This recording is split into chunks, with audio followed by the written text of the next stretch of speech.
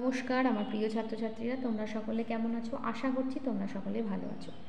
আজকে একটা সুদের ওপরে অঙ্ক করব। সুদটা কিন্তু এখানে কি সুদ বলা আছে, সুদ তো দুরকম হয়, একটা চক্রবৃদ্ধি সুদ আর একটা হচ্ছে সরল সুদ। তো কোনটা হবে আগে প্রশ্নটা পড়ে নিই, তারপরে তোমাদের বুঝিয়ে দিচ্ছি।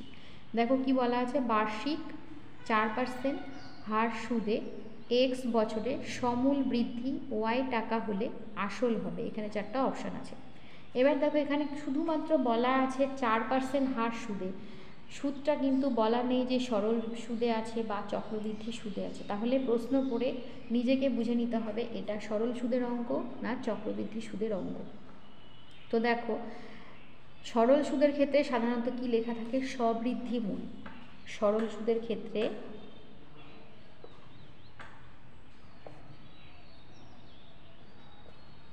কি বলা থাকে, সবৃদ্ধি মূল।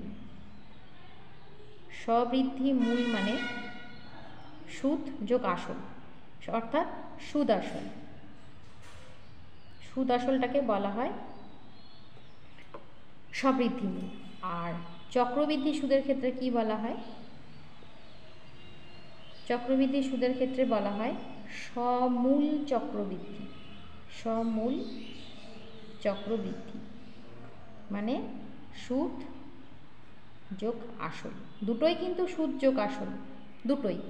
একটা সরল সুদ, সরল সুদের ক্ষেত্রে শুধুমাত্র সবৃদ্ধি মূল, আর চক্রবৃদ্ধি সুদের ক্ষেত্রে সমূল চক্রবৃদ্ধি। এবার এখানে চক্রবৃদ্ধি সুদের ক্ষেত্রে সুদ আসল মানে কি, দেখো এখানে সুদ আসলের মধ্যে বলাই আছে সমূল চক্রবৃদ্ধি, মানে চক্র কথাটা কিন্তু আছে এখানে, কিন্তু কোনো চক্র কথাটা এখানে কিন্তু বলা নেই, শুধু বলা আছে কি সমূল বৃদ্ধি, মানে বৃদ্ধি পাচ্ছে মূল সহ। মূল বলতে এখানে মূলধন, মূলধন সহ বৃদ্ধি পাচ্ছে, অর্থাৎ এখানে সমূল বৃদ্ধি মানে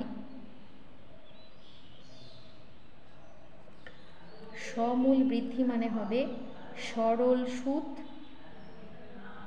প্লাস আসল, যেটা আমি এখানে লিখিনি। এটা হচ্ছে সরল সুদ আর এটা হচ্ছে চক্রবৃদ্ধি সুদ। এইটাই কিন্তু তফাৎ, এইটুকু বুঝে নিতে হবে, কারণ প্রশ্নে কিন্তু সবসময় বলা থাকবে না যে সুদটা সরল সুদ না চক্রবৃদ্ধি সুদ, সেটা কিন্তু নিজেদেরকে প্রশ্ন বুঝে করে নিতে হবে।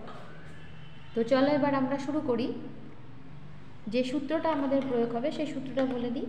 সরল সুদ কি সূত্র হয়, সরল সুদ সমান, সরল সুদকে আই দিয়ে লেখা হয়, সমান PRT/100।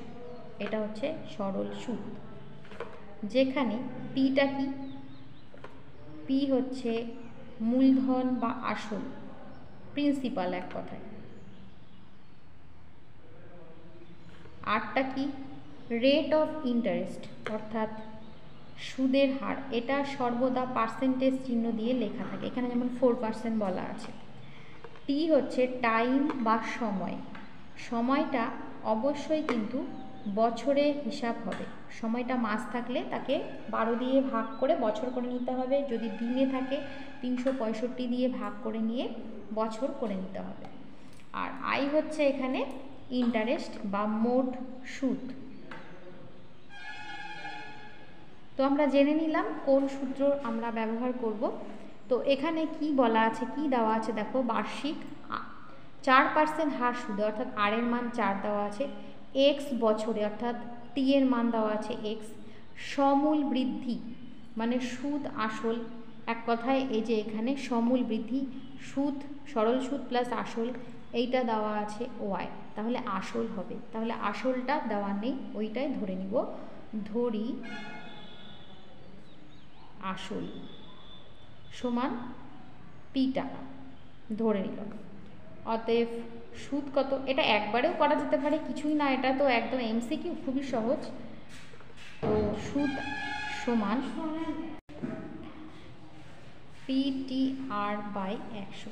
পি বলতে আমরা এখানে পিটাই নির্ণয় করব।